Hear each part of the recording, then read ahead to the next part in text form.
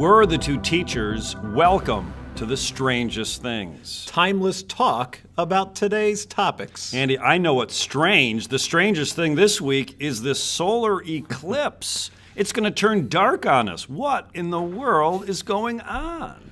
Well, what in the world is going on sounds like a current everyday news cycle where one big story seems to be eclipsed by another news story. Dan, it's hard to keep track of what the big news is out there. Yeah, just when you thought we wanted to reconcile our policies in Korea, our policies about Obamacare, our policies about race in America, Andy, every day, seemingly yesterday's story gets eclipsed by another. How do we manage this eclipse? Well, I'm telling you, I think one of the big news stories that's being eclipsed by other news stories is what's going on in Iran. The Iranian government is getting much more belligerent about putting more money into their ballistic missile system. They're really testing the boundaries of that agreement between the United States and Iran. And I'm telling you, if that agreement falls apart, that makes President Trump's job with North Korea that much more difficult, because then you would have two international situations involving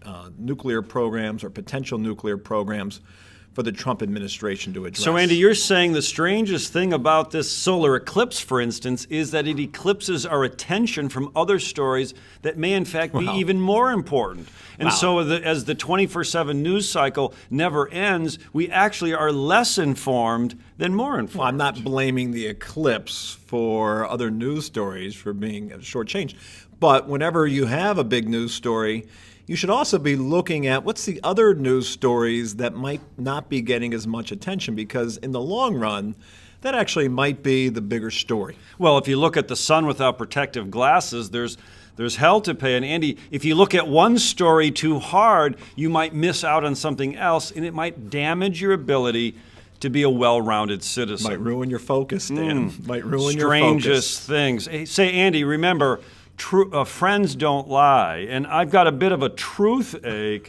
A lot of talk here this week about First Amendment rights and free speech. I remember my high school government teacher telling me the First Amendment gives me the right to free speech. Can I say anything that I want? No, you can't say anything you want. There are certain types of speech that are definitely prohibited, including fighting words, threats.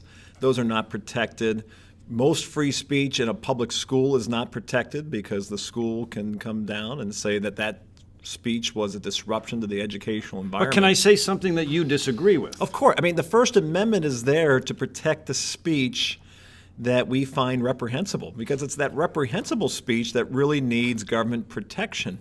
But the court has said time and again that, particularly when it comes to speech in a public square, like Charlottesville, that the local government or government can put time, place, and manner restrictions on that speech. Because you have to balance that right to free speech with public security. And so that was really, if you go into the details of what happened in Charlottesville, that's really some of the interesting legal complexities, where initially that government of Charlottesville wanted that protest to take place at a much larger park that they felt like the police could secure more capably. But through different legal processes, that didn't happen. And it really led to a breakdown of public security. And it really is one of those very interesting case studies of trying to balance the right to free speech, even speech that we find reprehensible, versus the government's ability to keep us secure and to keep the peace. Well, we know that the courts, Andy, you're right. It's all about case studies.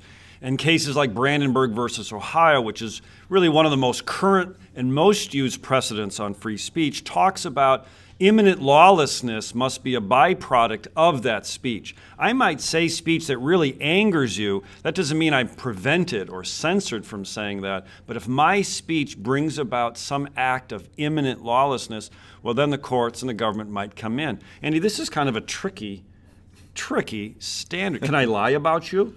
Does the free speech protect me to say untruths about you? Well, there's libel. I mean, I could sue you for libel. If your untruths were malicious, I could sue you for slander. If you wrote it, I could sue you for libel. I mean, there's all kinds of ways that the right to free speech can be limited.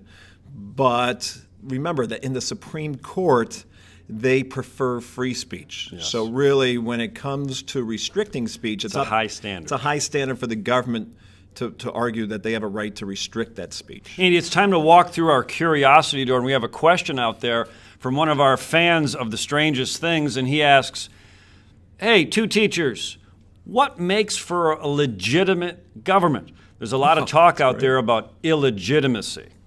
Well, political legitimacy is that concept. It's a technical term. It's a technical term, but it's also kind of a psychological thing. It's a citizen's psychological belief that their government has the right to rule. And for the vast majority of human history, political legitimacy came from force, where a king or a leader had the strongest military or army. Or three dragons. Or dragons. Religious beliefs played into that with divine rights, that this leader had a God-given right to rule over a certain piece of land. And it's really only over the last 300 years that political legitimacy really hinges in many countries on the idea of the social contract, the idea that collectively citizens, through their own choice, give government the right to rule. So, Andy, you're saying in political science terms that a legitimate government, it could be an autocracy. Could a dictator be legitimate? Yes, if the people accept that rule, correct? Yeah, I mean, it's whether the citizens of that government believe that the government have the right to rule. We know there are authoritarian governments. Heck, we have over 1 billion people in China who live not in a democracy, but in an authoritarian government. But the Chinese government has gone through many lengths to try to build legitimacy, whether it be through education or selling a particular history of the Chinese Communist Party, in an effort to, or more recently, the Chinese government saying, hey, listen, we've brought you economic success, and that, in the Chinese government's eyes, builds legitimacy. Well, thankfully, in our American creed, our legitimacy is ultimately based upon the consent of the governed. I'm thankful that we don't have to accept our government by force, but we accept it because of our will. Andy, this has been The Strangest Things, and we're the two teachers. No fancy words. No fancy suits. Plain talk about issues you need to know. Just in time.